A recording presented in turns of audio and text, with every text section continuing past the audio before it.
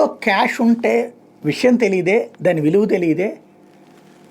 Pension డబ్బులు ప్రభుత్వం డబ్బులు, అది ప్రభుత్వం తీసుకొచ్చి ప్రజలకు ఇస్తున్న డబ్బులు, ప్రజలకి చెందాల్సిన డబ్బులు. నిన్న ఒక ఆయన 8 లక్షలు అంట, మొన్న క్రిందటి నెలలో కూడా అట్లాగే ఒకళ్ళిద్దరు ఇట్లాగే. ప్రభుత్వ సొమ్ము చేతిలో ఇస్తే అదేదో మన సొమ్ము అనుకుంటే ఎట్లాగా?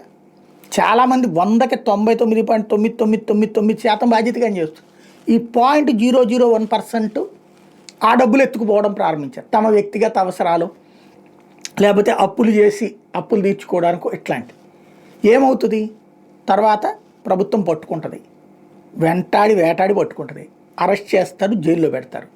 ఇక జీవితంలో ప్రభుత్వ ఉద్యోగం రాదు, ఉన్న ఉద్యోగం పోతుంది, లైఫ్ లాంగ్ జైళ్ళు కోర్టులే సరిపోతాయి. ఏం సాధిస్తున్నట్టు వీళ్ళు? ఇంకొకటి, అసలు ఈ ఆలోచన ఎందుకు వస్తుంది? ఆ డబ్బు మనది, లేకపోతే ఆ డబ్బు తీసుకుపోతే ఎవడు ఏం చేయడు అన్నటువంటి ఆలోచన ఎందుకు వస్తుంది?